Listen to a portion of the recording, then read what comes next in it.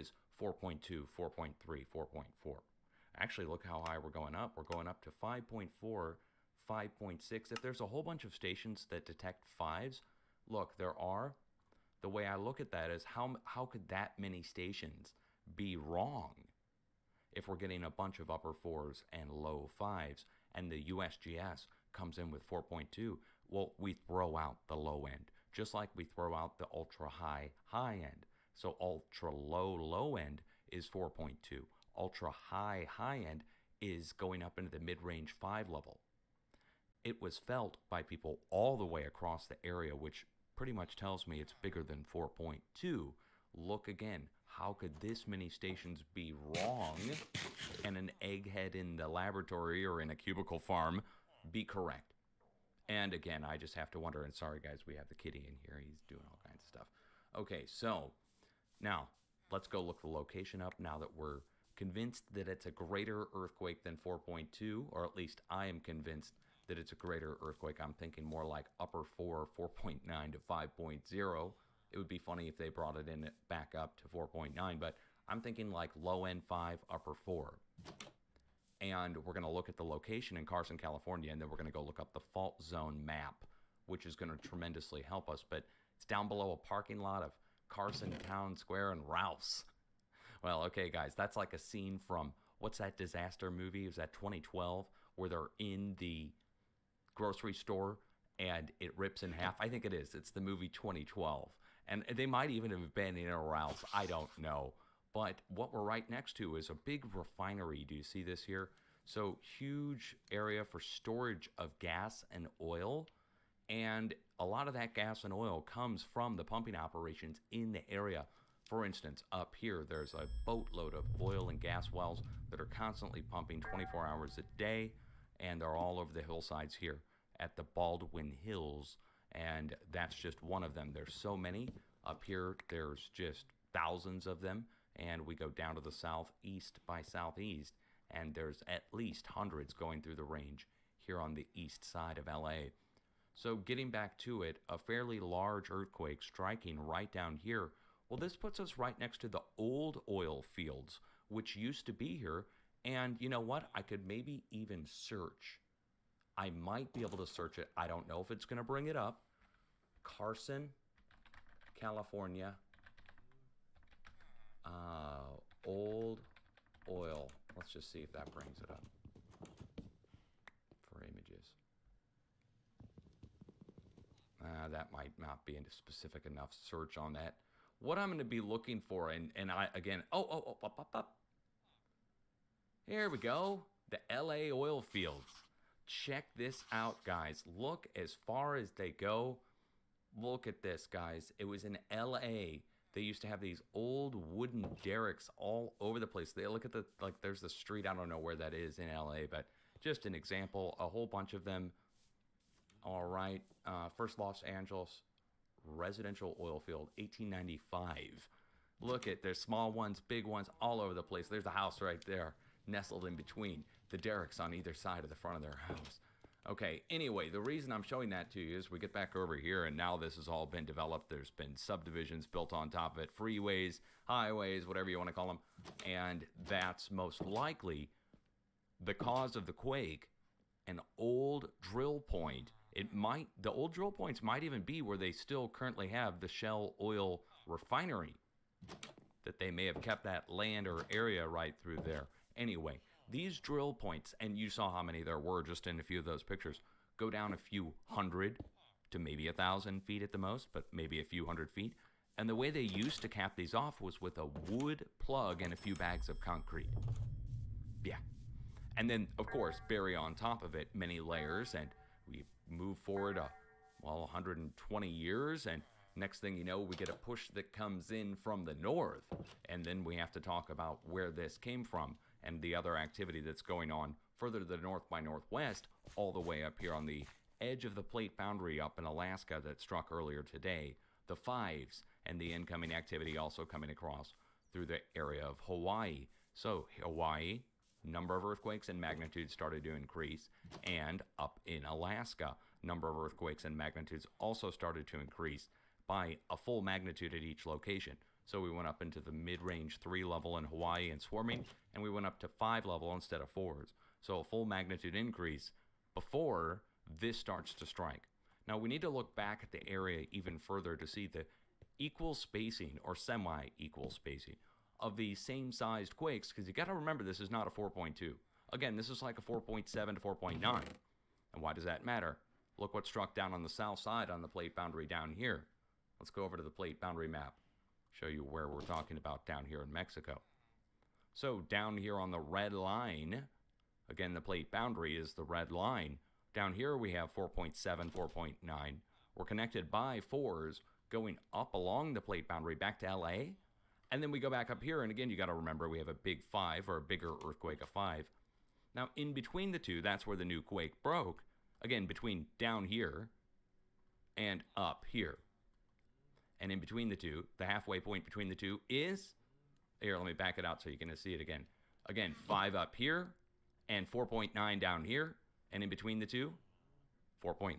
That is the halfway point between the two across that vast distance. The rough halfway point. Now, why am I looking for halfway points? This gets into the standing wave principle and what I think is going on with the earthquakes as they're traveling across an area.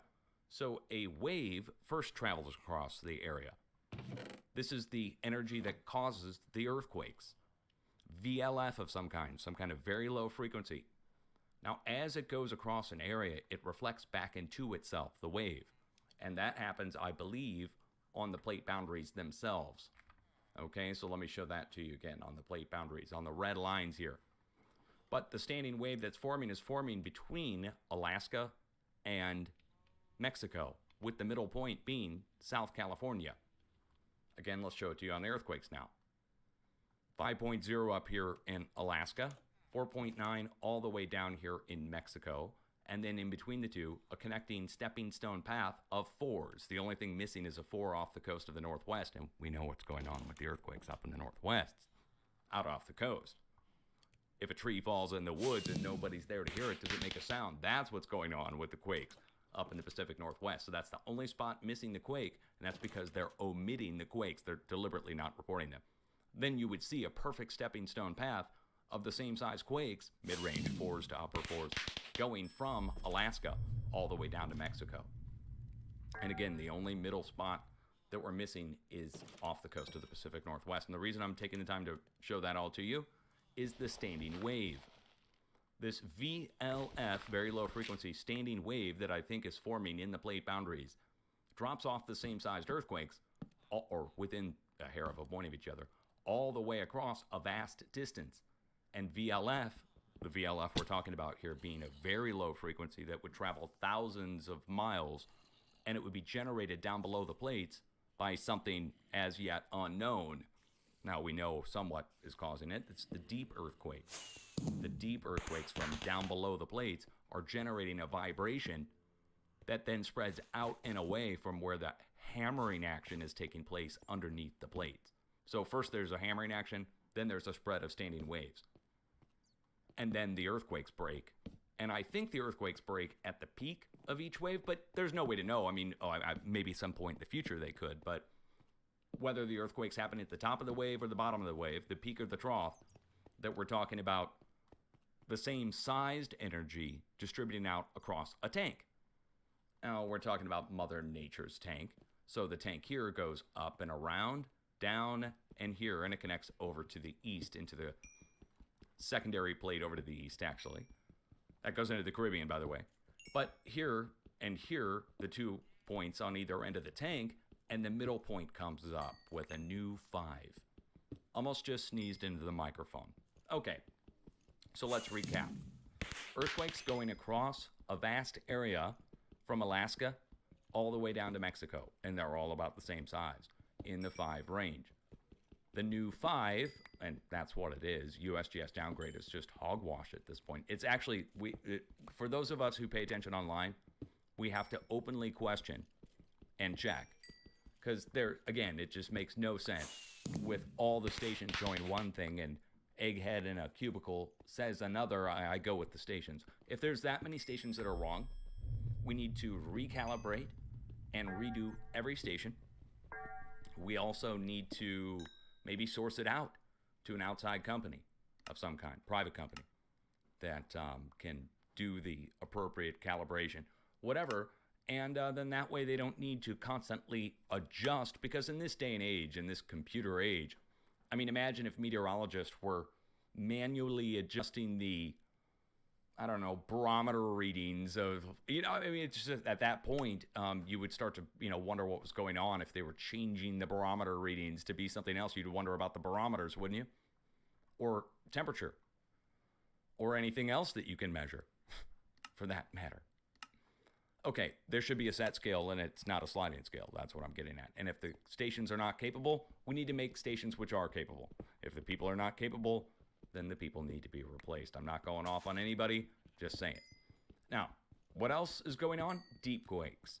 The deep quakes have picked up over the past several days. This is not going to be a full update in any measure. I'm not going to be going over every single quake on the planet. But when I look at it this way, and I see this many in the course of 6 days, raised high off the globe, every deep earthquake that you see here, and these are not all of them by far. Europeans are reporting double and triple however many their USGS is showing, so, and they're legitimate quakes. It's USGS is omitting the quakes, literally not reporting them. We're talking about dozens of deep quakes across the West Pacific, from north of Japan all the way down here to north of New Zealand, and of course back across Indonesia. That's just here. We're not counting the deep quakes on the other side of the plate, which are all the way over in Brazil and, well, not Brazil, I'm sorry, Argentina, and across the planet the other way. Now, 7 days worth of earthquakes looks like a jumbled mess, and it somewhat is, but you should be able to trace out the pattern of quakes coming out of Indonesia and going over into Asia. Check it out. So it makes like a U-shaped bend and goes around and up into Asia. It follows where our arrows are, and the energy piles up and clusters up at this peak pinnacle bend, which, let me get all these quakes out of there now. See how the steep bend or curve of the plate goes down to the south across Afghanistan and Pakistan, back across to the west over into Iran. Look where the earthquakes pile up. So this standing wave that I'm talking about reflects back into itself. This is a reflect back point. Reflects back to here, and we see the middle point break. That's Nepal going up north into the Taklamakan Desert in China. But that's just an example. Wave gets stuck in here, and we get a end of the tank here and an end of the tank here. Look at the steep curves of the bend of the plate. Let's go over to the USGS map and show it to you this way. Over here. So at the steep bends and curves in the plate, okay, a new earthquake just struck right here. This matters. Look where the quake just struck, the red quake. That is a 4.9 over in Indonesia. Okay, that's a perfect example. The new 4.9, which just struck recently in the last hour, struck right next to Mount Krakatau. But I'm going to back it out and look at the points between over to the east and over to the west. We have a 5.3 over to the west, and over to the east we have a 5.2. And if we go around the bend of the plate and come back over to the 5.3, the halfway point between the two is Java going into Sumatra right here. Again, if we go around, over, and up, straighten that out to a straight line, again, that puts the halfway point right in here. Well, a new 5 just broke at that middle point in between the two previous earthquakes from the past few days. This standing wave that I'm talking about takes a few days to travel a few thousand miles or more. And if the push is great enough, it can even take a few hours. We've seen earthquakes back to back on both sides of the Pacific in a day. Okay, so let's recap. Deep earthquakes hammer up from down below. They spread out and away, and they spread out the same size quakes, spread out across a huge distance as this VLF wave is traveling through these red lines, the plate boundaries, which are like a wave tank containing the wave. So, when the big push comes across, it tries to spread out and equalize across the planet to the opposite side. The opposite side of the planet is called the antipode. To the opposite side of anything is called an antipode, but as we flow across the planet, the same size quakes get dropped off at every catch point. Then the middle points get filled in as the wave spreads. So here's another example. An open area where there's no earthquakes right now in Iran. We have earthquakes over to the west. Take them all, add them together, all the 4s, equals about 4.7. Why does that matter? Over on the east side, 4.7. and a 4.9. We got the cat going ballistic in here, guys. So, Hans is doing his thing. If you hear the dinging of the bell, that's not the earthquake ding. That is little Mr. Miner Ding in the background learning how to ding the bell. No pun intended. Okay. Over to the west. Once we get over into Europe, we have the same principle applying with the same sized earthquakes going across a huge distance, but we take a magnitude step down. We go from here at 4s down to here at 3s. But the 3s are spread now between Gibraltar and back over at La Palma, La Cumbra Vieja. And you may know about that earthquake swarm at that volcano. The alert level has been raised. They're calling it a crisis on volcano discovery. The magma intrusion continues and the size earthquakes continue to increase. Well, I shouldn't say fully increase. They're in the 3 range now. We started at 1s, went up to 2s, crept up to 3s. I think the highest they went was 4, so we're not as high as the peak, but it's carrying on. Now, the new development is this new swarm back behind it, indicating new flow is getting ready to come into the area. Let me show you where it's coming from. Right here. See the red line again. So we have basically 4s near 5s going across Asia. Once we get into Europe, we take a step down to 4s. Once we get over to the western portion of the Mediterranean, we take a step down to 3s. But look where they're striking. Gibraltar. But look what's there. It's the catch point for the plate boundary across the area. Do you see it? That's where the quakes pile up there, indicating a new push is coming in now, right out of there. But where's it coming from? Just go back over to the east. It's coming from over here, and it's going over to the west. The wave, the standing wave, is traveling. It got somewhat absorbed here at the juncture of the plate boundaries going up into Italy and up across Europe. Let me show you what happened there. At the juncture, well, let's get all the earthquakes out of there. At the juncture, we have 3 arrows. They've been on here for years. It's the way the energy flows. And look where it struck. 1-4 went smack into the middle of the plate. The rest of the energy is going to be going around the outside edge of Europe, and in the next few days, we should see a few quakes dropped off across Romania, Poland, and back even maybe to my people in Holland, here, or maybe right across the channel to the Brits. Damn Brits. The Royal Society of Know-It-Alls says that's not possible. It's just not possible. Oh, wait, that's Russian. Yes, it's not possible. No, the Russians would totally tell you. It's totally possible to know about earthquakes and where to look for them. I'm sure they probably figured this out a long time ago, kept it under wraps. Okay, so something else I would like to show you that spans a huge distance that must be pointed out. The same sized earthquakes, like I've been talking about this whole update, have spread from here, over at Fiji, across, up, over into Asia, across Asia, and up into Alaska. Let's get all the smaller earthquakes out of there and just look at the 5s. You'll see what I'm talking about here. Here we go. 4.9 and greater. So, again, take a look at it. 5.2 to 5.4 across pretty much the whole mass. Once we get up to Alaska, it gets up to 5.6, but don't be surprised by that. On the other side of the plate, here we have a 5.8. Those are within, again, 0.2 of each other. So 5.8 on one side of the plate and 5.6 to 5.7 on the other up at Alaska. How are those two connected? Well, let's go back to the red line map again from the USGS. So 5.8 down here, and on the other side of the plate corresponding, a 5.6. Again, they're about the same size on both sides of the plate as energy is trying to travel around it, and it is traveling around it, dropping off these 5s all the way along the way. And get back over here. I mean, come on. What's the halfway point between this 5 and this 5?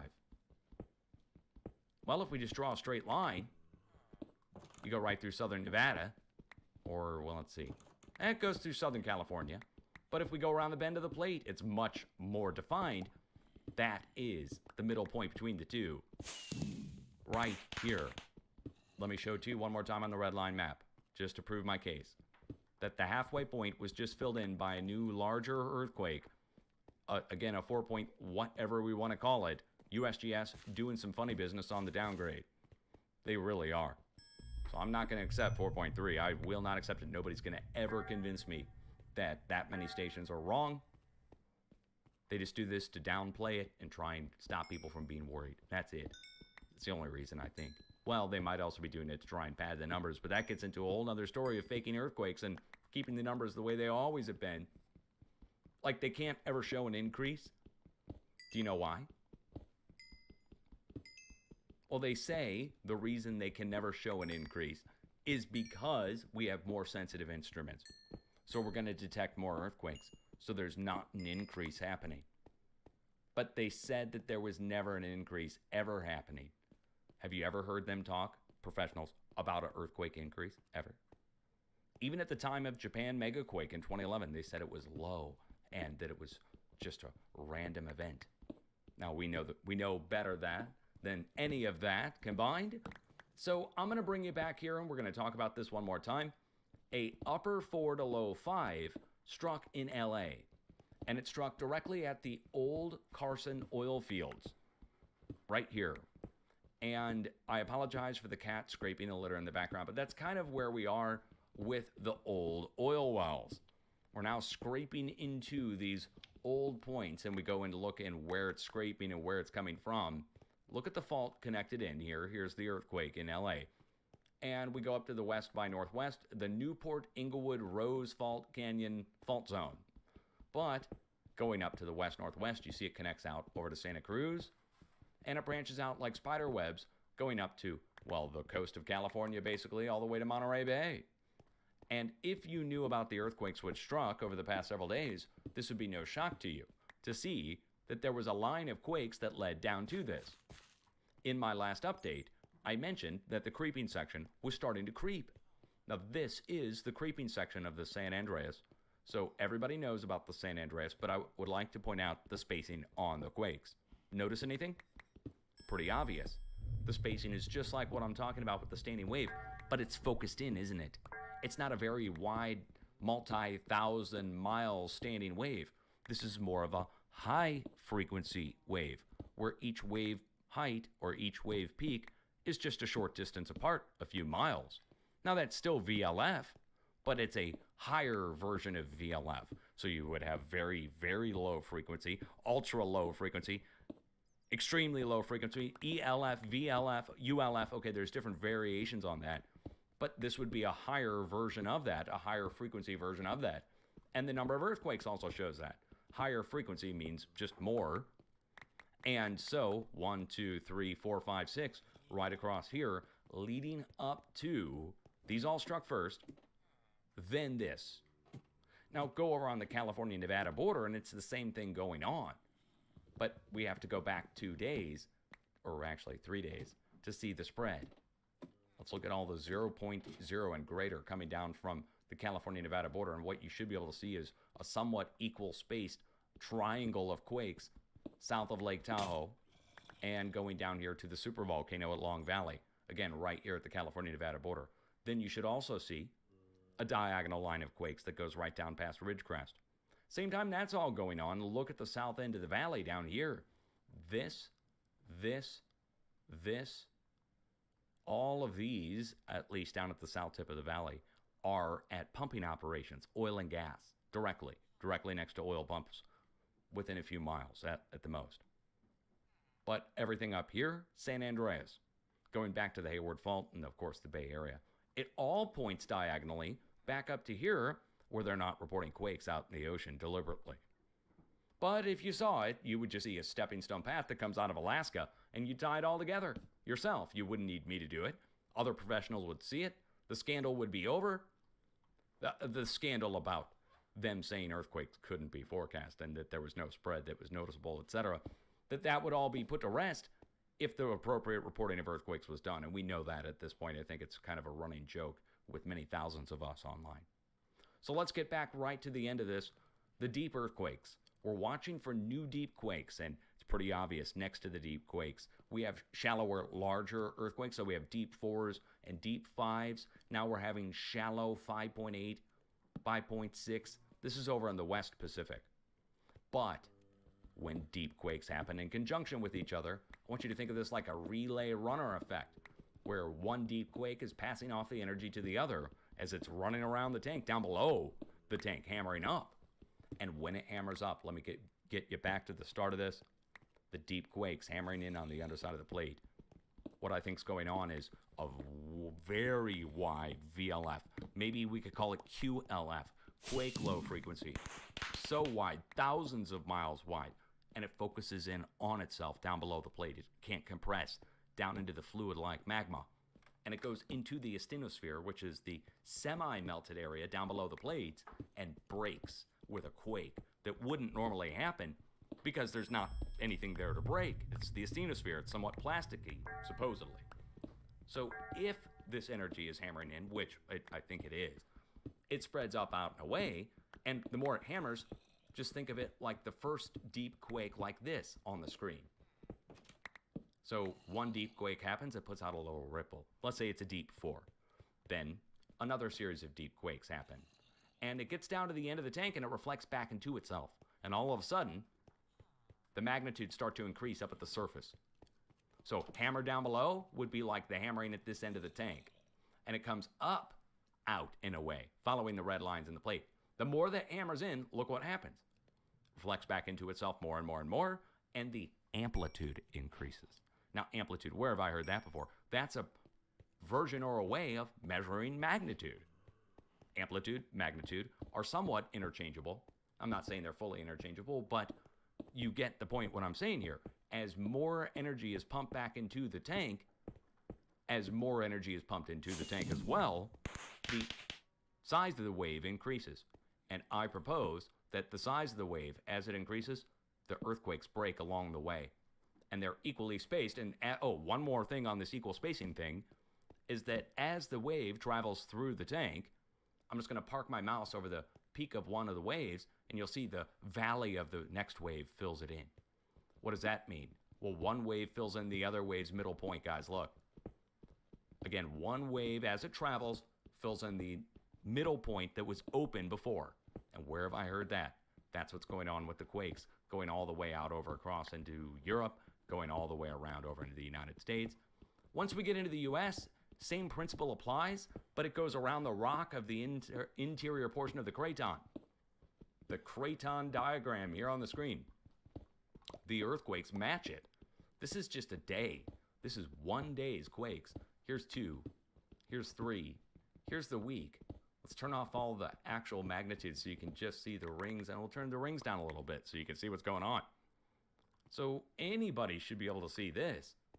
Coming in from the northwest, there's a diagonal line of quakes going out of Montana, dead-ending into Yellowstone, and then across Utah, what looks like an arrow shape in its own right, just of the quakes. That's why we put an arrow here to begin with, because back when I was first starting this 9 years ago, I noticed that there was a shape of quakes across Utah in particular that looked like an arrow, and it pointed over to Colorado, where the same size quakes would then go down here and come back up across here and go over to here. And we would see that happen in the course of days. And I thought, what was going on there? And I didn't know about cratons. Get this. Somebody leaves me a comment in 2011. A geologist of some kind, some professor, and he was using his official account. And he goes, you won't get my attention unless you start talking about cratons. That's just a comment I remember being left. And I thought, what the hell are cratons? Are it croutons? Like salads? Hold on. Yeah, salads or something, you know. I didn't know. And so I went and looked it up, and I searched craton, and up came this diagram. Again, this is 2011. And I went and did some research, and I saw that it matched. I couldn't believe it. And of course, that was not the intention of the commenter who left. I think he was trying to be a smartass. But what I noticed was the earthquakes were coming in a diagonal line out of Montana, going down across Yellowstone, and then going down through Colorado, down through Texas, back up. And that it is. It's a perfect match.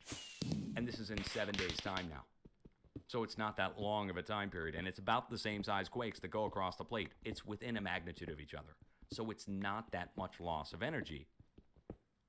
The equations of elasticity and absorption need to be adjusted or redefined, or new equations need to be made which adjust for this QLF frequency or wave that's traveling across plates. You know, they say that one earthquake can't cause the other, and I agree. I think all the earthquakes are being caused by a greater force, and we just see the result, the earthquakes. It's not that one earthquake strikes and causes another. It's that they're all being caused by this VLF, low frequency, that's coming up from the core of the Earth. And the core of the Earth is vibrating like a bass drum, vibrating up, out, and away. And then it gets into the core of the Earth and what the core of the Earth really is, which is an electroplasma down on the inside of the core of the Earth, which really is ironic that I'm talking about electroplasmas, because today I got to talk to my power expert who's going to be handling the generators, and he is a subscriber. And he was telling me about AC and DC, which I'm not an electrician, and I really don't understand too much about electricity, quote unquote. I wouldn't be doing my own wiring or anything like that. But I am here to tell you the core of the Earth is acting just like your wall socket.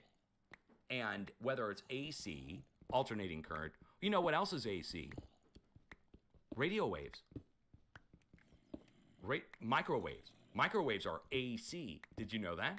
And your antenna picks up the AC current of the radio wave, takes it down the antenna, and it actually gets converted to DC via a rectenna, or RECTENNA, like in the NASA experiments. They can transmit power that way.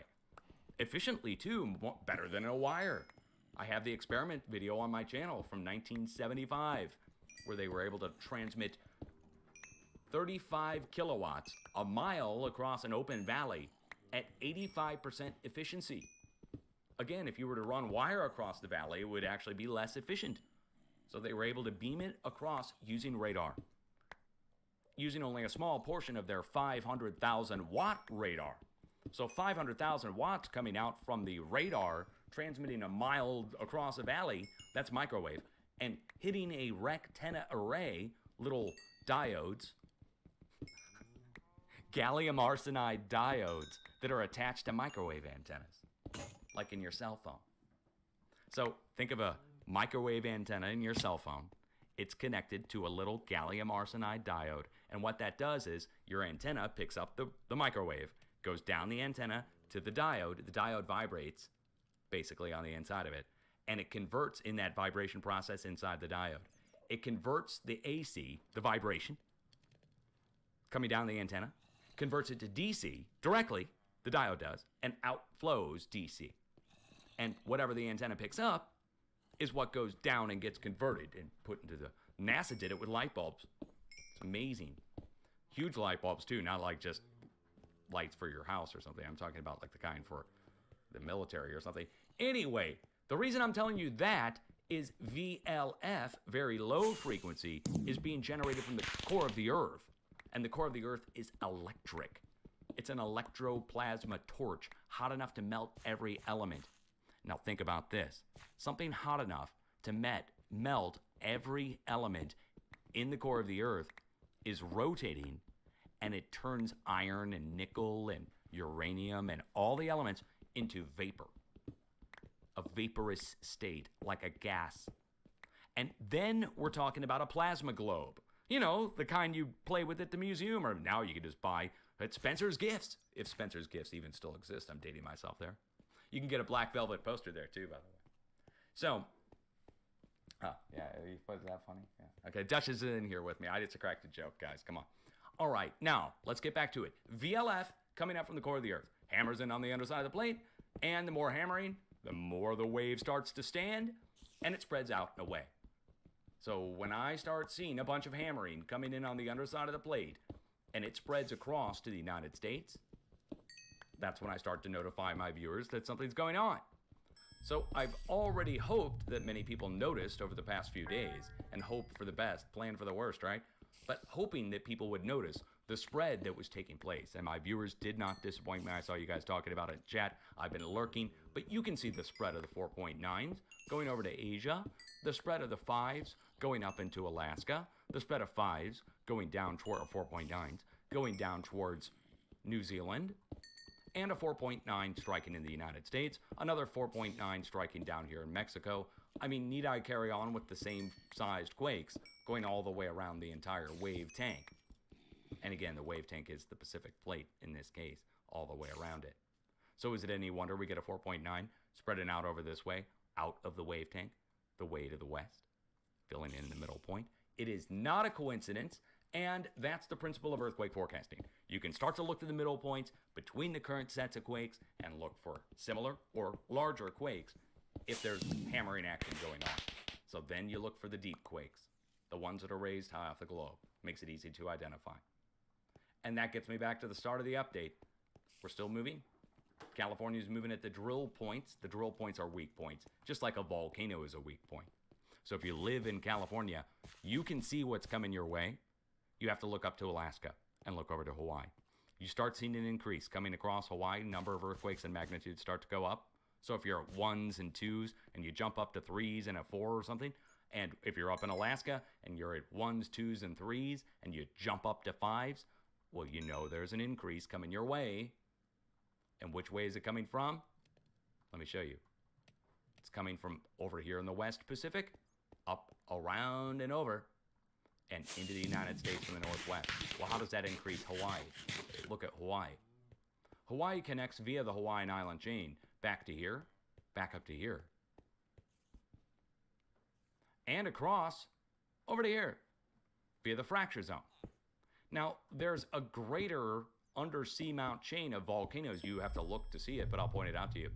Comes out of Kamchatka, Russia, goes down, Hawaiian Island chain branches off over to this fracture zone, stops, but here, this.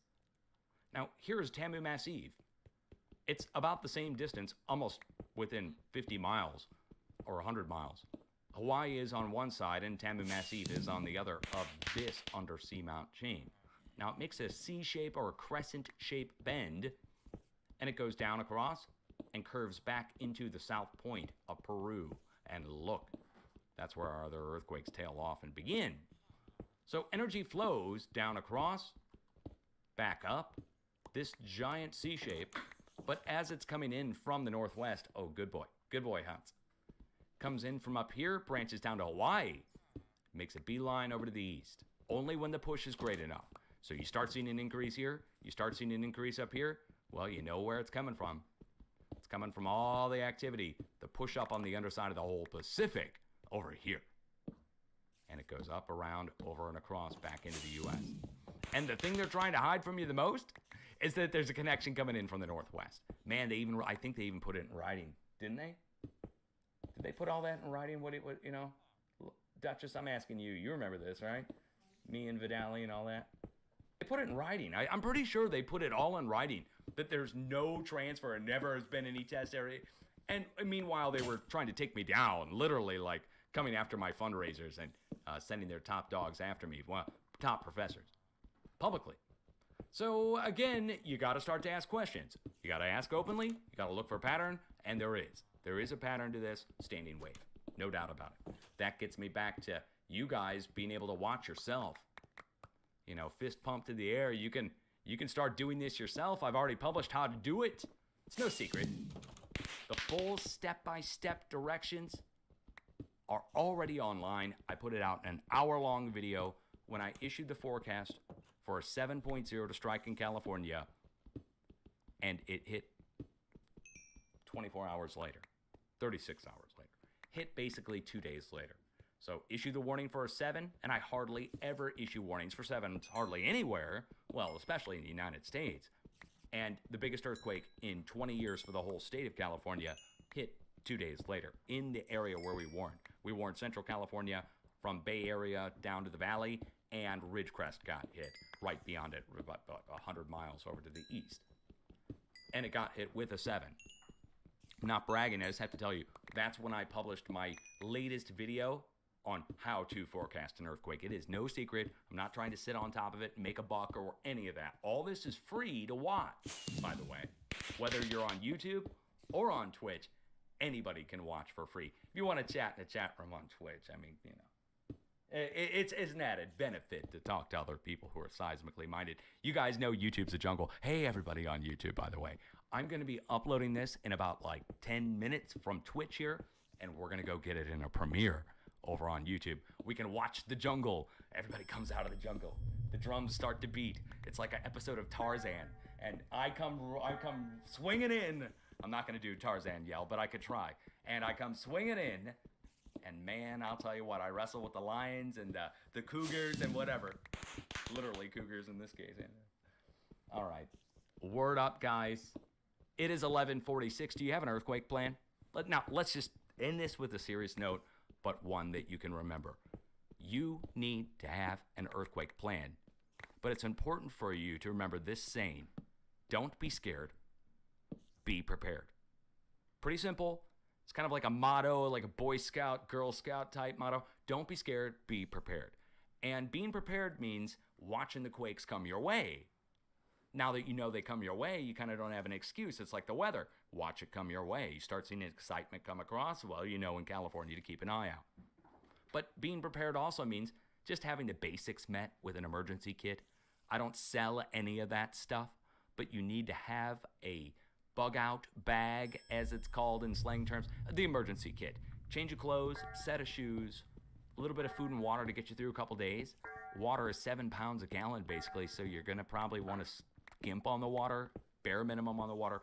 You could probably find other places to get something to drink, but the food thing too, for a few days, we're thinking pre-packaged. You're talking, the granola bars and the fruit roll-ups and the packaged meats like beef jerkies.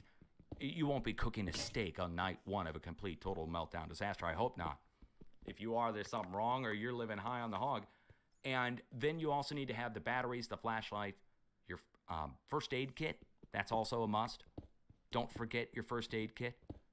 And you guys will think of things that are way better than what I'm suggesting. I just get the ball rolling. Extra set of car keys and house keys, identification. I mean, the list goes on, but you guys do it. Do it. Actually do it. Get a little bug out bag together and just have it somewhere. You don't have to have it on full display and brag about it to your friends and family. Just have it somewhere where you can get it easily, grab it at a moment's notice. It'll come in handy for all kinds of things. The extra set of keys, especially when you lose your car or house key. Man, I'm telling you, I've already used that a couple times. I'm like, yes, bug out bag, extra set of keys. And then I find my original set. Right, Dave? Yep. No, you find my original set. Yeah, after I'm walking around swearing up a storm. All right, guys, we're out of here. Let's go upload to YouTube.